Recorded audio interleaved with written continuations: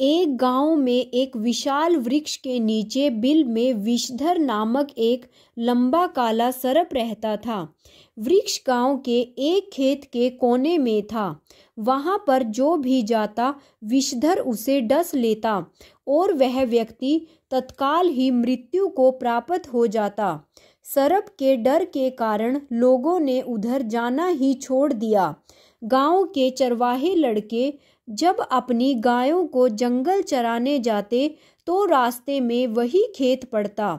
चरवाहे लड़के इस बात का बहुत ध्यान रखते कि वे सदैव पगडंडी पर चलें और भूल कर भी उस वृक्ष के निकट न जाएं। मगर इतनी सावधानी बरतने पर भी कोई न कोई उधर चला ही जाता और काल का ग्रास बन जाता। एक दिन संध्या के समय गांव में एक सन्यासी आए। वे उसी पगडंडी से गुजर रहे थे जिससे चरवाहे गुजरते थे। संयोगवश चरवाहे लड़के जंगल से वापस लौट रहे थे। इधर सन्यासी किसी शांत स्थल की खोज में थे जहां पर बैठकर वे ईश्वर का ध्यान कर सकें। तभी उनकी नजर उसी विशाल वृक्ष पर गई जहां विषधर सर्प रहता था। सन्यासी ने चरवाहे लड़कों से पूछा, लड़कों, यह खेत किसका है?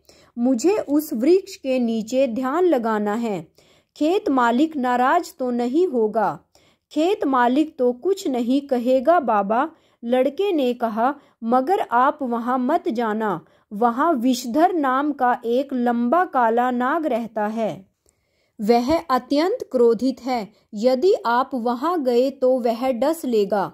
ओहो, यह बात है। चलो, कोई बात नहीं, मैं वहां जाकर ध्यान लगा लूंगा, कहकर सन्यासी उस विशाल वृक्ष की ओर चल दिए।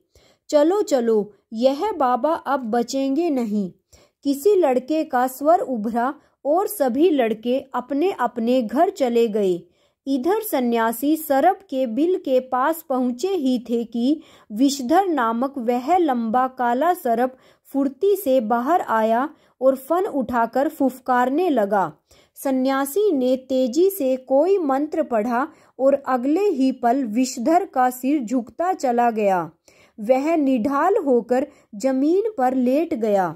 सन्यासी ने कहा, देखो, मैं ईश्वर का ध्यान करूंगा, तुम विघ्न मत डालना, समझे? कहकर सन्यासी वहीं वृक्ष के पास ध्यान में लीन हो गए और सर्प वहीं पड़ा रहा। धीरे धीरे मंत्रोच्चारण करते हुए सन्यासी की आंखें मूंद गई। उनका संबंध दुनिया से टूट गया और सीधे ईश्वर से जाकर जुड़ गया। और कई घंटे बाद जब सन्यासी की आंखें खुली तो उन्होंने देखा कि विषधर उसी तरह निढाल सा जमीन पर पड़ा है।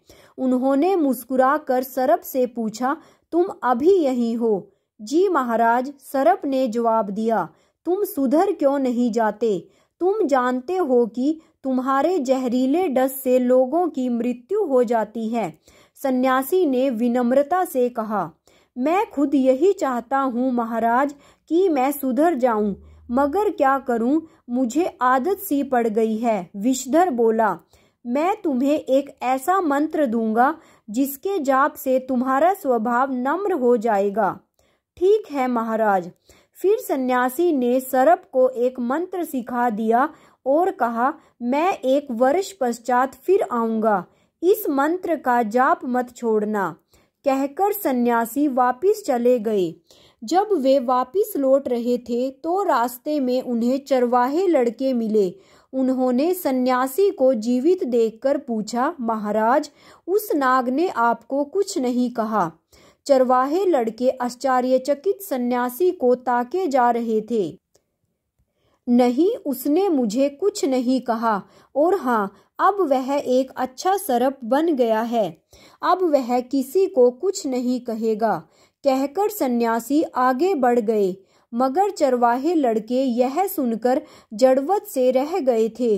उन्हें विश्वास नहीं आ रहा था कि जो कुछ सन्यासी कह रहे हैं वह सब सच है। मगर सन्यासी को जीवित देखकर उन्हें विश्वास भी करना पड़ा। फिर जल्द ही यह बात सारे गांव में जंगल की आग की तरह फैल गई कि वृक्ष वाला सर्प नम्र स्वभाव का हो गया है। असल में हुआ यह था कि एक चरवाहा लड़का भूल से वृक्ष वाले सर्प के सामने पड़ गया। वह सर्प के इतना नजदीक था कि यदि सर्प चाहता तो एक ही झटके में उसे समाप्त कर सकता था, मगर उसने लड़के को कुछ भी नहीं कहा और वापस अपने बिल में चला गया। यह सब कुछ बहुत से लोगों ने अपनी आंखों से देखा और इस पर विश्वास किया। फिर जैसे तैसे समय बीतता गया। गांव वालों ने देखा कि सर्प बिल्कुल नम्र स्वभाव का होता जा रहा है। धीरे धीरे गांव वाले उसका डर भूल गए। अब वह सर्प किसी को भी नहीं काटता था, आराम से अपना जीवन यापन करने लगा। अब वह घास फल फूल आदि खाकर पेट भरता था। जीवों का भक्षण करना उसने पूरी तरह त्याग दिया था, मगर वक्त को यह शांति मंजूर न थी। जैसे जैसे सर्प नम्र स्वभाव अपनाता गया, उसकी मुश्किलें बढ़ने लगी। अब जब भी चरवाहे लड़के खेत से गुजरते, विषधर को पत्थर मारे बिना न रहते, मगर वह इस ओर विशेष ध्यान न देता। कभी कोई पत्थर उठाता, उसकी पीठ पर मारता और वहां से खून बहने लगता, मगर सन्यासी द्वारा दिए गए मंत्र के प्रभाव से उसका हृदय इतना कोमल और सहनशील हो गया था कि वह किसी को कुछ न कहता और ना कभी क्रोधित होता। मगर यह मनुष्य जाति भी ईश्वर से अजीब चीज बनाई है। यह जिस वस्तु से डरती है उसका नाम तक लेना पसंद नहीं करती और जिस वस्तु को डराती है उसके प्राण लिए बिना छोड़ती नहीं।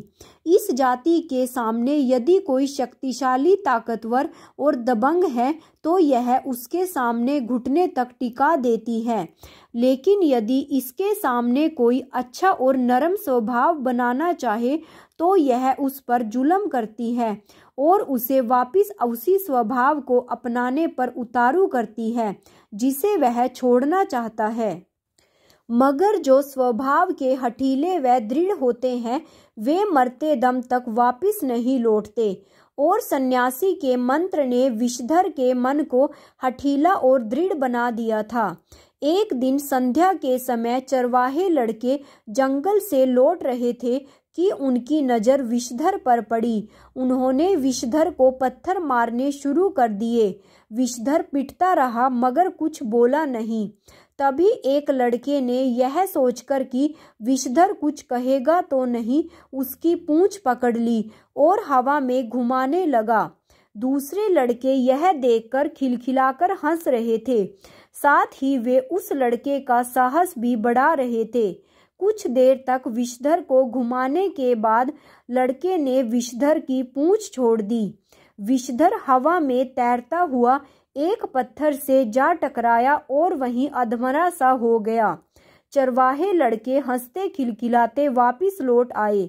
इधर विषधर को कुछ होश आया तो वह धीरे धीरे रेंगता हुआ अपने बिल में आ गया और सो गया। उसके बाद किसी ने भी विषधर को बिल से बाहर आते जाते नहीं देखा। एक वर्ष पश्चात वही सन्यासी वहां आए। वे विषधर के बिल के पास पहुंचे और विषधर को आवाज लगाई, विषधर देखो मैं आया हूँ। मगर यह क्या? सन्यासी के कई बार आवाज लगाने पर भी सर्प बाहर न आया। तब सन्यासी ने अपने तपोबल से सर्प की स्थिति जाननी चाहिए और यह देखते ही वे उदास हो गए कि विषधर अपने बिल में मृत पड़ा है। उन्होंने तपोबल से उसकी मृत्यु का कारण जान लिया। कारण जानते ही वे रोने लगे। वे सोच रहे थे कि आज तक मैंने कोई पाप नहीं किया था, मगर आज ये मुझसे कैसा पाप हो गया। मैं स्वयं भी नहीं कह सकता कि यह पाप है या पुण्य।